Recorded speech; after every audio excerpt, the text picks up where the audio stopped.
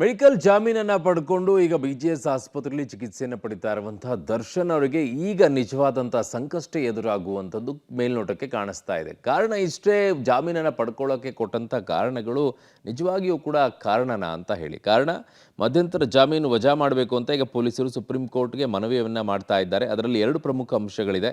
ದರ್ಶನ್ ತುರ್ತು ಶಸ್ತ್ರಚಿಕಿತ್ಸೆ ಅವಶ್ಯಕತೆ ಇದೆ ಅಂತ ಜಾಮೀನನ್ನು ಪಡ್ಕೊಂಡಿದ್ದಾರೆ. ಆದರೆ ಇಲ್ಲಿಯವರೆಗೂ ಕೂಡ ಶಸ್ತ್ರಚಿಕಿತ್ಸೆಯನ್ನು ಮಾಡಿಸ್ಕೊಂಡೇ ಇಲ್ಲ. ಅಲ್ಲದೆ ಅವರಿಗೆ ಶಸ್ತ್ರಚಿಕಿತ್ಸೆ ಅಗತ್ಯ ಇದೆಯೋ ಇಲ್ವೋ ಅನ್ನೋದನ್ನು ಮೆಡಿಕಲ್ ಬೋರ್ಡ್ ತೀರ್ಮಾನ ಮಾಡಬೇಕು ಅಂತ ಮನವಿಯನ್ನು ಮಾಡಲಿದ್ದಾರೆ. ಈಗಾಗಲೇ ತನಿಖಾಧಿಕಾರಿ ಸುಪ್ರೀಂ ಕೋರ್ಟ್ ವಕೀಲರ ಜೊತೆಗೆ ಚರ್ಚೆಯನ್ನು ಮಾಡಿದ್ದು ಸೋಮವಾರ ಅರ್ಜಿ ಸಲ್ಲಿಕೆ ಮಾಡೋ ಎಲ್ಲ ಸಾಧ್ಯತೆ ಇದೆ ಅಂತ ಹೇಳ್ತಾ ಇದ್ದಾರೆ. ಬೆಂಗಳೂರಿನಲ್ಲಿ ಜ್ಯುವೆಲರಿ ಮಾಲೀಕನ ಮನೆಯಲ್ಲಿ ಕಳ್ಳತನ ಮಾಡಿದಂತಹ ನೇಪಾಳಿ ಗ್ಯಾಂಗ್ ಅನ್ನು ಹುಡುಕೋದೇ ಈಗ ಪೊಲೀಸರಿಗೆ ಬಹಳ ತಲೆನೋವು ಆಗ್ಬಿಟ್ಟಿದೆ. ಎಲ್ಲಿ ಹೋದ್ರು ಇವರು ಏನು ಅಂತ ಹೇಳಿ. ಸೊ ಈಗ ವಿಜಯನಗರದಲ್ಲಿ ಜ್ಯುವೆಲರಿ ಶಾಪ್ ಮಾಲೀಕನ ಮನೆಯಲ್ಲಿ ಏನು ಕಳ್ಳತನ ಪ್ರಕರಣ ಆಗಿತ್ತು, ಅದೊಂದು ದೊಡ್ಡ ಸವಾಲಾಗ್ಬಿಟ್ಟಿದೆ ಪೊಲೀಸರಿಗೆ.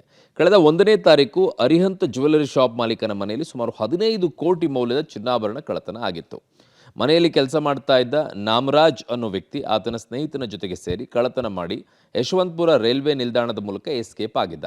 ಕಳ್ಳತನ ಆಗಿ 1 ವಾರಗಳ ಬಳಿಕ ಮಾಲೀಕ ಮನೆಗೆ ಬಂದ ವೇಳೆ ಘಟನೆ ಬೆಳಕಿಗೆ ಬಂದಿದೆ.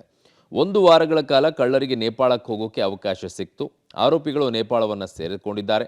ಹಾಗಾಗಿ ನೇಪಾಳಕ್ಕೆ ಹೋಗಿ ರಿಕವರಿ ಮತ್ತು ಆರೋಪಿಗಳನ್ನು ಪತ್ತೆ ಮಾಡೋದು ಅಷ್ಟು ಸುಲಭದ ಕೆಲಸ ಅನ್ನೋದು ಅಧಿಕಾರಿಗಳ ವಾದವಾಗಿದೆ ಈಗ.